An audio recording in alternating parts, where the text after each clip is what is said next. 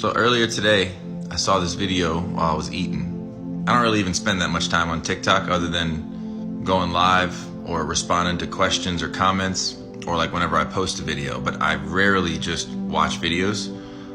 But tonight, while I was eating, I was on TikTok and I saw this video, and everything that this guy was saying was true up until the end.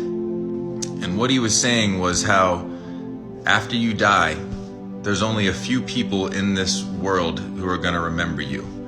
And even those people who are going to remember you, they're eventually going to laugh again. They're eventually going to probably find somebody else. They're eventually going to just keep living their life because you're gone now.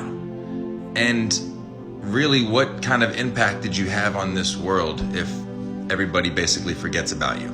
Except for a handful of people, like your mom or your dad or your husband or your wife or your kids, obviously. And then at the end, he says, that's why you shouldn't worry about anybody else or what anybody else thinks of you.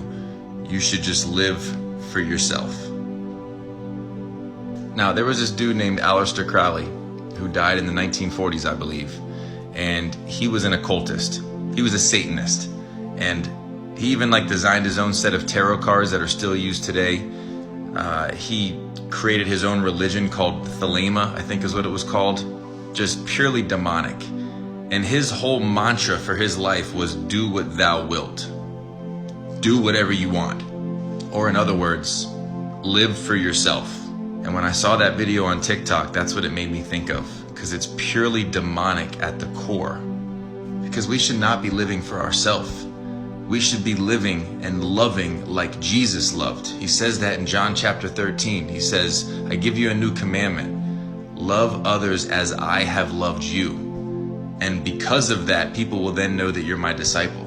Earlier on in the Gospels, he says, love others like yourself. But then he takes it up a few levels and says, love others as I have loved you. And that's basically the exact opposite of do what thou wilt.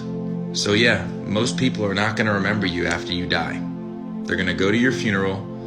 They might think about you for a few days or a few weeks or a few months, but eventually you're not going to be a thought in their mind. So why spend your life trying to please others, trying to conform to the world, rather than serving others, helping others, doing as much work for the kingdom of God as you possibly can, because that's the only thing that lasts for eternity.